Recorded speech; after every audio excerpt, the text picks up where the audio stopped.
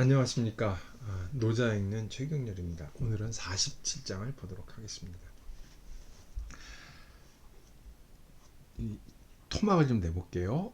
불출호 지천하하고 불규유 견천도다. 제가 이렇게 세미콜을 찍어놔서 대꾸가 되는 문장이라 기출미원 기지 미소라 시로 성인은 끊어도 되죠. 성인은 불행이 지하고 불견이 명하며 불류이 성이다 이렇게 되죠.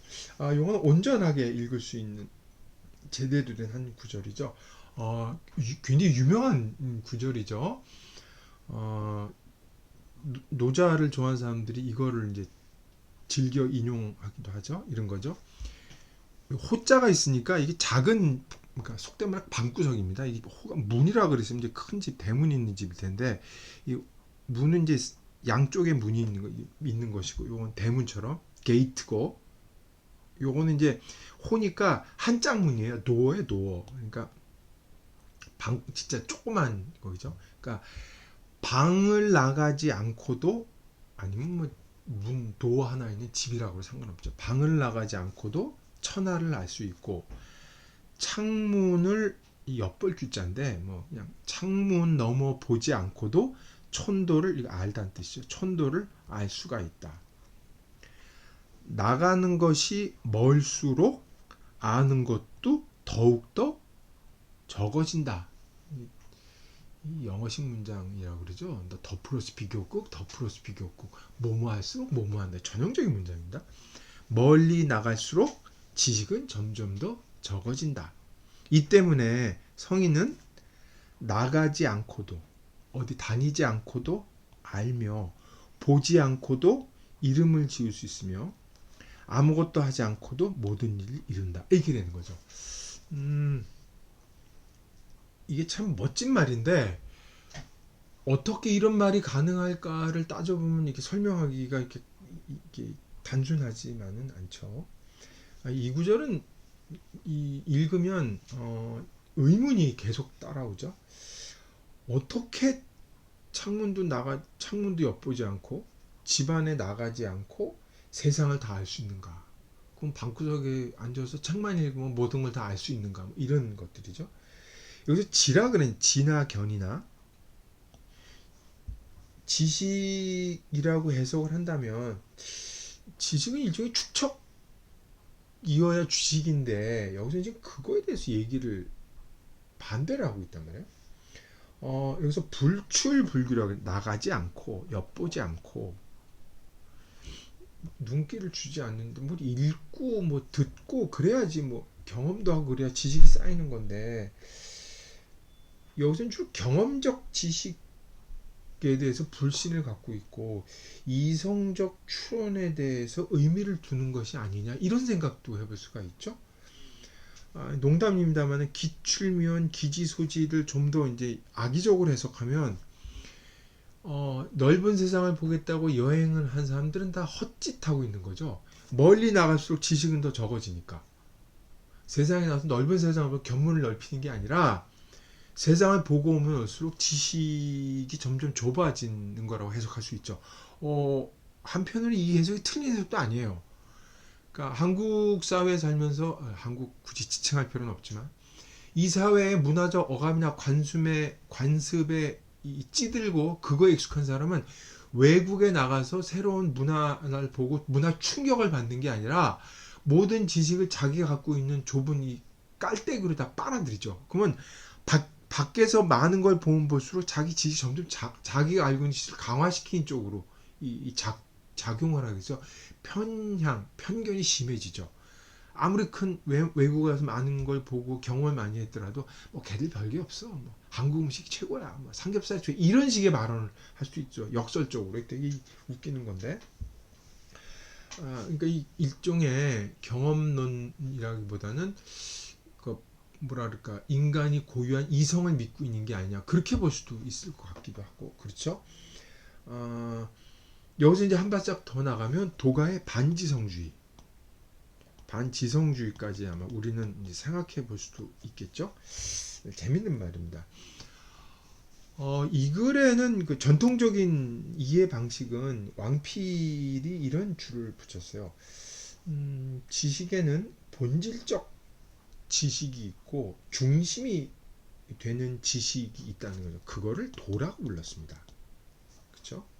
그러니까 큰 이치를 파악하는 게 핵심이다. 이런 뜻으로 해석을 한 거죠. 그러니까 수많은 격까지 잡다한 거 이런 거에 눈 팔지 말고 근본에 집중하다 이런 뜻이라는 거죠. 그러니까 근본, 지천하, 천도.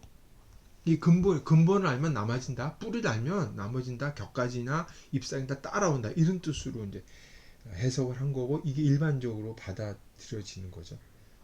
근데 이 말은 도라고 하는 세상 도라고 하는 그 세상에는 도라고 하는 근본 이치가 존재한다는 전제하에 가능한 말입니다. 그걸 옛사람들은 다 도라고 얘기를 했어요. 그러니까 도가 존재하고 도는 실체한다는 하에서 이거는 가능한 말입니다. 이것과 다른데 그런 게 존재하지 않아. 그런 건 필요 없어. 요즘 이제 전 세계 얼마 전부터 지금은 약간 반성의 기운이 있긴 하지만 한동안 그 포스트 모더니즘이 이제 전 세계 강타를 하면서 그들이 집중적으로 뭐라 그럴까 타격하고 공격을 하고 비판했던 게 바로 이 지점이거든요. 세상에 중심이 있고 가장 귀중한 가치가 있고 도라고 하는 근본 이치가 있다라는 거에서 학문이고 세상이 그 기획을 다 하고 짰는데 포스트 모더니즘은 그런 건 없다라고 전제를 다 붕괴시킨 거죠. 그래서 이제 문제가 생긴 것도 있고 좋은 점도 있어서 이게 지금도 여전히 그것 때문에 이제 감론을 막 하고 있지만 어쨌든 옛날 사람들은 도라고 하는 어떤 것이 있다는 공동 전제에 대한 신뢰와 믿음이 있었습니다. 옳고 그름의 가치 판단 차후 문제고 이 전제가 중요한 거. 그것이 있었기 때문에 이런 얘기가 가능한 거죠. 서양의 얘기를 들어봐도 이제 서양의 파우스트라고 하는 인간이 나오죠. 근대의 전형적인 인간인데 파우스트가 근대인이 갖고 있는 어떤 특질을 갖고 있는데 그것은 뭐예요? 세상의 모든 지식은 다 알 수가 있고 세상의 모든 지식을 다 알면 세상을 운영할 수가 있다는 어떤 근대인의 낙관적인 사고방식이에요. 이 근대가 열리면서 어떤 그 세상을 다 알 수 있다는 그 낙관 백과사전적인 뭐 지식에 대한 욕망이 폭발하는 시기를 전적으로 반성을 하고 있는데 괴테는 파우스트라는 그 근대인의 전형을 그리면서도 어떤 불안감이 거기에 담겨 있죠. 나중에 그 세상을 다 알고 모든 걸 파악한 사람은 결국 몰락을 한단 말이에요. 질문이 따라올 수밖에 없죠. 다 한다는 게 도대체 뭘까? 다 알면 그것이 진짜 가장 중요하고 훌륭한 것인가? 라는 그 거대한 퀘스천 마크를 찍어놓죠. 파스트를 읽으면 이런 거에 대한 뭐 경고를 굳이 읽어낸다면 읽을 수가 있을지 모르겠어요. 그러니까 이 말을 읽으면 이 말에 대해서 비판을 하던 이 말을 받아들이면서 음미를 하던 안에 지식 자체에 대한 생각을 되돌아보게 만드는 힘이 있죠. 이 구절이 참 여러 가지 생각을 하게 만드는 구절입니다. 근데 이제 다른 독법이 가능해요.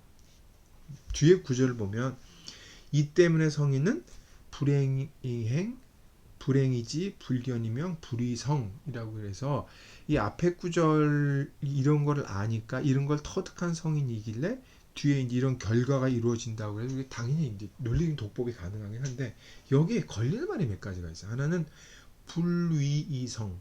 불위성이 뭐예요? 무위이 그쵸? 무불위 매일 쓰는 말 아무것도 하지 않지만 되지 않는 건 아무것도 없다. 결국 이 말을 같이 쓴 거거든요. 이 무위라는 것 사상이 여기 들어가 있고 모든 게 다 세상사가 모두 다 이루어진다고 얘기를 하고 있고 또 하나는 불견이 명이에요. 불견이 명. 안 봐도 명자 해석하기가 쉽지 않죠. 이름을 다 지을 수 있다.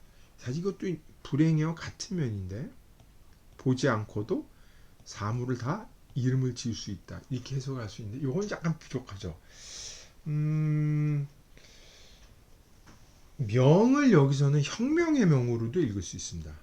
명자가 혁명의 명으로 읽을 수 있죠. 혁명은 사실 이제 안비자 법가 계통에서 이제 집대성이 되는 거죠. 그러니까 신하에게 이 성인을 만약에 이게 무위부부리로 읽으면 성인이 이제 왕이 될 텐데 왕이 될 가능성이 아주 높아서 위정자가 될 텐데 왕이 되면 신하에게 벼슬을 주고 그 벼슬에 맞는 보직과 일을 주죠. 그래서 그 일을 수행하고 벼슬에 맞게 일을 명이 있으면 그 벼슬에 맞는 일을 제대로 다 명실상부한 명실이라고 그러죠. 이것도 명과 실 신하의 직분에 맞는 명칭과 그에 맞는 일을 제대로 했는지를 안 보고도 그걸 다 파악할 수 있다는 말을 볼 수가 있어요. 명자를. 그러니까 안 보고도 다 알 수가 있다. 그러니까 무위무부리가 되는 거죠. 혁명으로 읽을 수 있고 이거는 일종의 유의와 관련된 행동으로 보는 거죠. 뒤에 거는 부지, 불행이지, 불견이명, 불의성. 이 불행이지까지는 지의 문제지만 불견이명, 불위성까지는 행의 문제가 들어가기 때문에 여기는 유의를 보는 거고 유의를 본다면 성인을 왕으로 봐서 일종의 노자 철학을 정치 철학으로 해석을 하는 거죠. 노자를 정치 철학으로 해석한 것을 황로지학이라고 그러잖아요. 황로학이라고 얘기를 하지 않습니까? 이것도 역시 노자 철학을 일종의 인간학적인 정치 철학으로 인간학이 아니라 인간사회의 이제 정치 철학으로 봐서 사회과학적으로 해석을 해서 일종의 황로지학으로 해석을 할 때는 이걸 그렇게 볼 수가 있는 거죠. 우리 이제 명하면 보통 첫 구절에 도가도 비상도, 명가명 비상명을 생각하기 쉬운데 그것과는 다른 의미에서 명이 여기서 쓰였다는 것을 알 수가 있죠. 어쨌든 이 구절은 뭐 지식에 대한 생각도 할 수가 있고 아니면 약간 좀 구체적으로 좁게 해석해서 황로학적인 해설도 볼 수가 있습니다만 흥미로운 구절이면 틀림이 없다고 생각할 수가 있겠습니다.